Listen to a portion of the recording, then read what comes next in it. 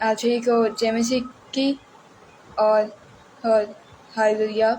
मैं सारा आदर से आज ही का यहोवा के नाम में जय मसीह करना चाहती हूँ और मैं आज महान यहोवा का धन्यवाद करना चाहती हूँ जिन्होंने हमें प्रचार के साथ की चयन किया है और जिन्होंने पर कर और मैं अनुपम अंकल सतमांति का भी धन्यवाद करना चाहती हूँ जिन्होंने अपनी लाइफ पे पर आने का मौका दिया। ये हम सब महान यहोवा की याद में चलने से पहले की छोटी सी प्रार्थना चलेंगे। धन्यवाद परमेश्वर पिता जो आपने हमें अभी विचार की सांके विचार किया और जिन्हें पर खा और आज की शाम हम जितने भी लोग इस प्रचार को देखते हैं और सुनते हैं वो लोग यही सुनकर अपने मन में उन्होंने जो भी गलत फहमियाँ आगे बारे रखे, जो भी मिसअंडरस्टैंडिंग आगे बारे में रखें वो सब दूर हो जाए ताकि उनके मन में बुरी बातें बहुत हो जाएं और पॉजिटिव बातें और की अच्छी बातें रहें। और प्रार्थना को आगे बढ़ते हैं दाद करता यीशु के नाम से मांगते हैं, आमीन। आइए हम सब यहोवा की आज्ञा करते हैं। यीशु का नाम है सारी जमीन पर जिससे हम पाते उद्धार। यीशु का नाम है सारी जमीन पर जिससे हम पाते उद्धार। वो दुनिया में आया लहू बहाया जितिया जहान कर दिया। वो दुनिया में आया लहू बहाया जितिया जहान कर दिया। हमको बचाने मुक्ति दिलाने यीशु जमीन पर हुआ। हमको बचाने मुक्ति दिलाने यीशु जमीन पर हुआ। यीशु का नाम है सारी जमीन पर जिससे हम पाते उद्धार। यीशु का नाम है सारी जमीन पर जिससे हम पाते उद्धार। आया है वो यहूदा का छेद मचा से भर तैयारियां कर लगाया है। यहूदा का छेद मचा से भर तैयारियां कर लगाओ पर सवार होकर आ रहा है वो तो तैयारियां कर आ रहा है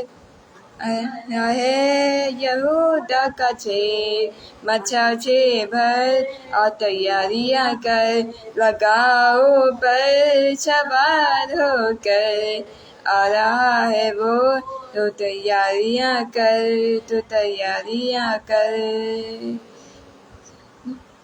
वो हम सबका करेगा। ये दिलाए ये चुना शांति दिलाए ये चुना मुक्ति दिलाए ये चुना शांति दिलाए ये चुना। यीशु दया का बहता सागर यीशु दया का बहता सागर यीशु है दाता महान। यीशु है दाता महान। बोलो मुक्ति दिलाए यीशु नाम शांति दिलाए यीशु नाम। बोलो मुक्ति दिलाए यीशु नाम शांति दिलाए यीशु नाम।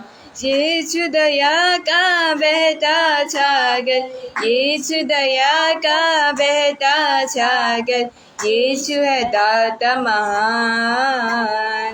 यीशु है दाता महान। बोलो मुक्ति दिलाए यीशु नाम शांति दिलाए यीशु नाम।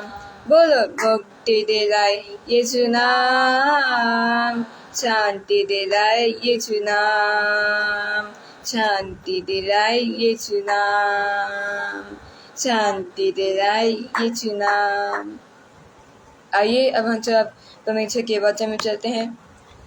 तो आज के टॉपिक में मैं आप लोगों को ये समझाऊंगी कि और ये बताऊंगी कि हम लोग वही एक गलती बार बार दोहराते हैं और परमेश्वर को दुख पहुंचाते हैं। आइए हम जब परमेश्वर के वचन में चलते हैं। तो जैसा कि आप जानते हैं कि जब भी आप लोग प्रेयर करते हैं तो आप लोग मुंह से प्रेयर नहीं करते हैं। जैसे आपके जो बच्चे होते हैं आप में उन लोग आपने अपने बच्चों को यीशु के बारे में बताया ही होगा, तो आपके बच्चे मानते होंगे कि अगर आपके बच्चे मुँह से प्रेयर करेंगे तो शैतान प्रेयर सुन लेगा और परमेश्वर की बात प्रेयर नहीं पहुँच पाएगी। या अगर वो लोग गलत सोचते हैं तो वो सोचते हैं कि शैतान जो बात सुन लेगा, वो लोग यहोवा का दुख पहुँचाते हैं। लेकिन शैतान जो होता है वो हम पर टाइम वेस्ट नहीं करता है, वो उन लोगों पर टाइम वेस्ट नहीं करता है जो यहोवा की सुनते हैं। वो उन लोगों पर अपना टाइम वेस्ट करता है, उन लोगों पर अपना सारा वक्त जारी रखता है जो शैतान की सुनते हैं, जो पाप करते हैं, नेगेटिव सोचते हैं। यहाँ तक कि जो लोग उसकी सुनते हैं, क्योंकि शैतान की पापी लोग सुनते हैं, दुष्ट लोग सुनते हैं। मगर कभी कभार शैतान हम विश्वासियों के में से किसी एक के पास भी आता है, ताकि क्योंकि हम विश्वासियों में से कई ऐसे विश्वासी होंगे जो परमेश्वर की आराधना मन और दिल और पूरी आत्मा से करते हैं, उसे पूरे मन और दिल और आत्मा से प्रेम रखते हैं। शैतान उस चीज़ के लिए हमारे पास आता है, जैसे परमेश्वर हमें कोई टास्क देता है, हम उस टास्क को पूरा करने वाले होते हैं और उसके बाद परमेश्वर हमें एक सबसे बड़ा गिफ्ट और पवित्र आत्मा और हमें अच्छी खुशी और न्यू लाइफ देगा। जिसे रोकने के शैतान कभी कभार हम विश्वासों के पास आता है ताकि हम अपने मार्ग को पूरा ना कर पाए, अपने मार्ग से भटक जाएं, क्योंकि यहोवा ही है जो हमारा मार्ग बनाता है, वो जिंदा खुदा परमेश्वर ही है जो हमारा मार्ग बनाता है। इसे शैतान उस वक्त हम विश्वासियों के पास आ जाता है ताकि हमें यहोवा का काम होने से पहले ही अपनी ओर ले आए। वैसा ही हमारे साथ होता है। जैसे मान लीजिए कि पेरेंट्स जो होते हैं वो अपने बच्चों को समझाते हैं कि गलत और सही के बारे में समझाते हैं, मगर बच्चे उनकी बात ना मानकर के गलत काम करते हैं, जिसके बाद उन्हें जो बुरा फल मिलता है उसके बाद वो बताते हैं। वैसे ही हमारे साथ होता है।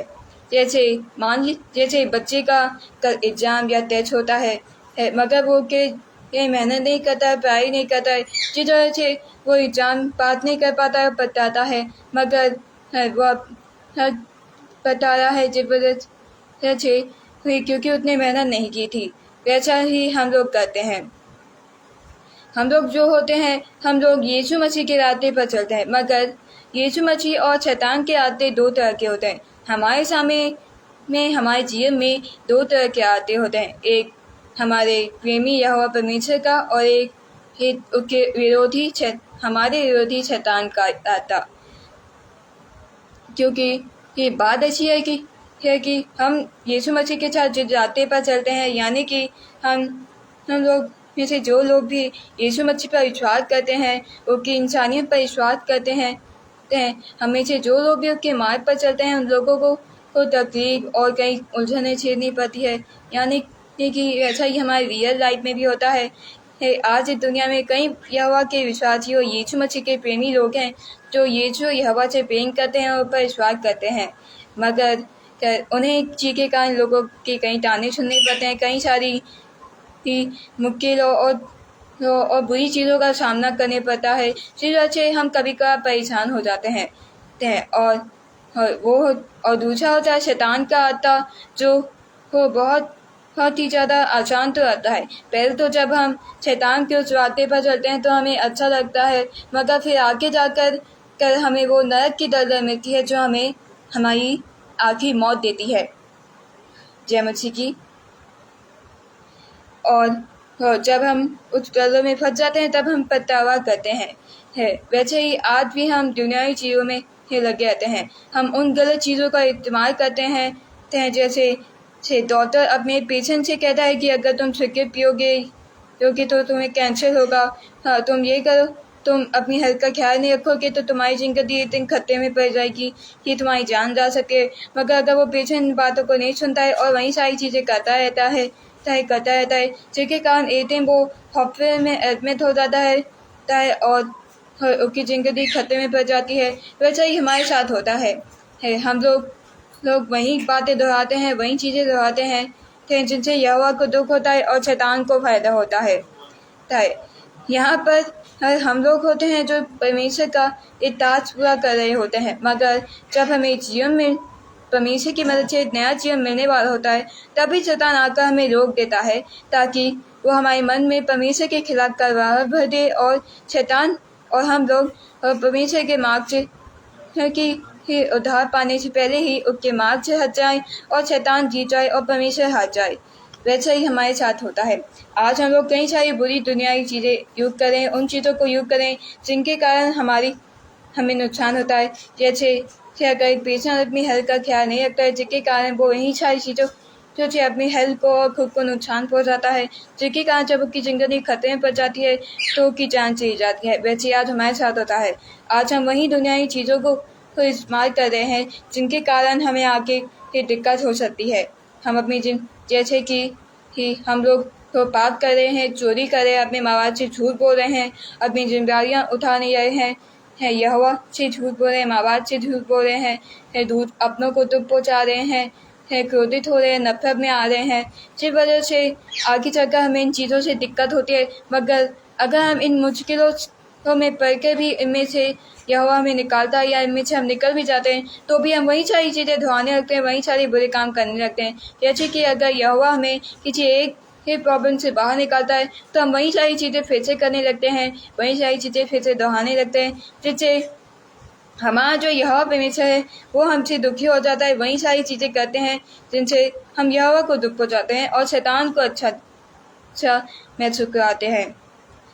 और आज ऐसा ही दुनिया में चल रहा है। आज इस दुनिया में कई ऐसे लोग हैं जो यहोवा के रास्ते को मुख्य मानते हैं, जिनके मनों में यहोवा के खिलाफ कई सारी मिसअंडरस्टैंडिंग है, ठीक है, जिनके कारण वो लोग अपनी ज़िंदगी में उन सारी आसान चीज़ों को ले रहे हैं उन गलत चीज़ों को भी ले रहे हैं जिनके कारण उन्हें आगे तकलीफ हो सकती है, पछतावा हो सकता है।